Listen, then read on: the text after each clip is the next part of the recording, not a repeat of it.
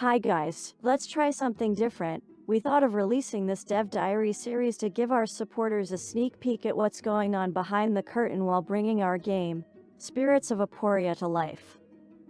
Initially, we thought it would be fun to ask the devs for video footage of them sharing their creations. But, due to the team's crazy schedules, you will sadly have to settle for this high-tech AI voice as the narrator. For this episode, we gathered some facts and info mostly from Carl in a series of increasingly annoying and desperate DMs on our team's messenger app. Sorry, Carl. So, who are the guys behind Overcast Games? Founded in 2017 with the goal of making a change in the development scene in the Philippines, Overcast Games is a Filipino-led startup composed of seasoned professionals, specializing in digital product development and management.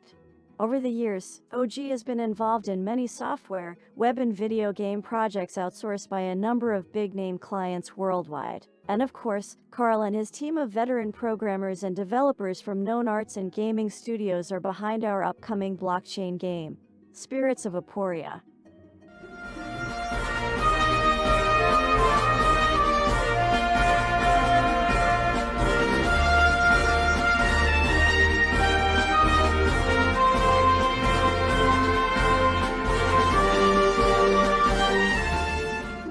Dale a tu cuerpo alegría Macarena, que tu cuerpo para darle alegría y cosa buena.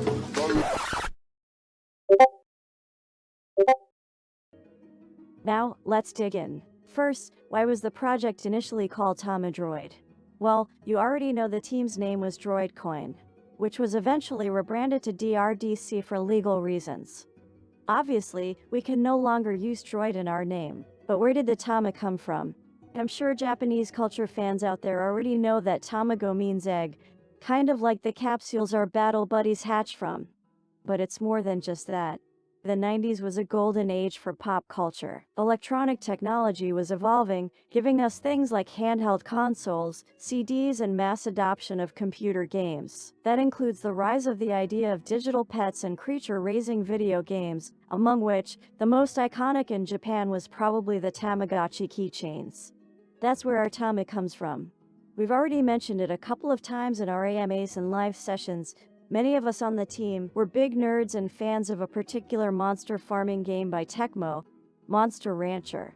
At its core, that's also what Spirits of Aporia is. It's an homage to that 90s virtual pet craze. You have a monster, or creature that you raise, feed and train on your ranch, but the real excitement starts when you enter the arena with your ANIMA. All ANIMA are born with a set of stats, and just like in Monster Rancher, those are more than just numbers assigned to your creature companion. It's their digital DNA, so to speak. There are 7 base stats that will affect an ANIMA's strengths and weaknesses, both in arena battles and in performing various in-game activities like mini-games. These are life, power, intelligence, skill, speed, defense, and loyalty. According to Overcast, these stats can be raised and improved through training drills and battle experience, similar to how monsters are trained in Monster Rancher. Edgar, one of the core developers and the guy in charge of the ANIMA battle system, training, and feeding features of SOA, shared what a typical day is like for him at work. When developing, I usually specialize in the user interface, systems making or mechanic making, animations, and coding. I usually draw at MS Paint when making formulas or thinking of logical ways to execute a problem. When I really need to focus, I listen to music, usually actiony or fighting theme music, to get the blood pumping and keep coding as much as possible. In game development, game mechanics are the underlying rules that determine player motivations and actions. It's the relationship between game elements and the rules of interaction between them. One example where this applies to our mobile game is the direct game mechanic that enables our players to achieve objectives in Spirits of Aporia, like winning PvP matches in Arena. Which brings us to the actual battle system. Battles are held in the arena. It's 1 versus 1 Coliseum-style active fighting. Edgar explains how the ANIMA battles are heavily inspired by Monster Rancher 2's battle mechanics. The Monster Rancher mechanic is pretty simple, and they follow a lot of games format as well, such as fighting games like Tekken and Street Fighter.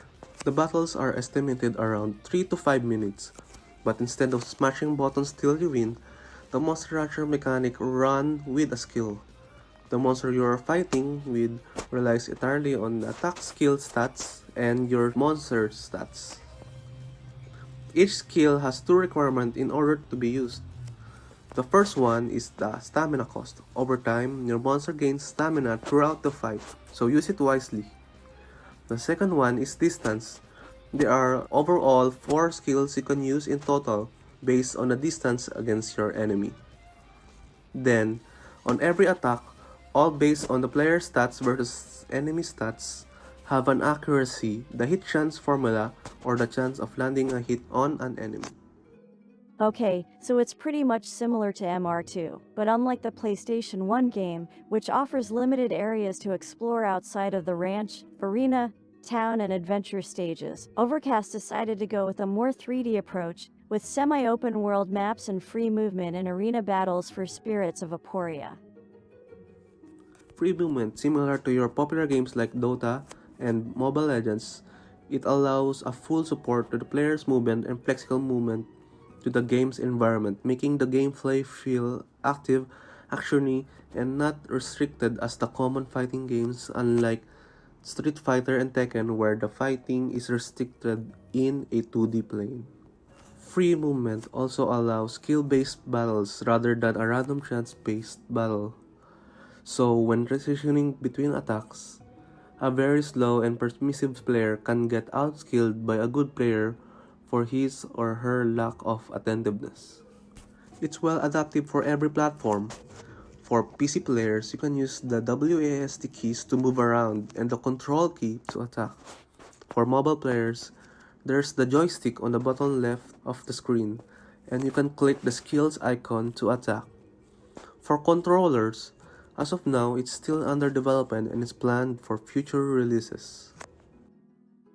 In closing, one of the main draws of virtual pet raising simulation games that boomed in the 90s is the open-endedness of the gaming experience they offered. It's even more exciting to know this same enthusiasm for the genre is evolving from mostly single-player memories to a massively multiplayer experience now with the advent of more advanced infrastructures like internet connectivity and blockchain technologies. For games like Spirits of Aporia that will have us raising our own anima and training them to optimize certain stats for gameplay in arena battles, it's safe to say no two anima will really ever be exactly alike. The replay value, therefore, lies in the direct influence we have as players to our gameplay experience and having the ability to bring this online in player versus player environments. Of course, developing a game like this doesn't come without its own challenges. Blockchain gaming as a genre itself is so new that even bigger, well-established studios have yet to unlock the perfect formula balance for operating and sustaining financial models of their games. The few that have made it this far are far from being free of their own issues. But we're sure we'll have plenty of time to explore more of these together in our blog posts and future videos, once the first batch of community game testers will finally be given access to the game's upcoming closed dev build testing. One thing is certain, we're optimistic to see what these two local startups have to contribute to this field for Filipino game developers and for video gamers worldwide. We hope you like our first episode of Dev Diaries and stick around while we continue experimenting with visual styles and writing formats. This has been Nancy, your AI companion. Thank you for listening. We look forward to sharing with you the 3D artist next time. And remember, this game is us. This game is ours.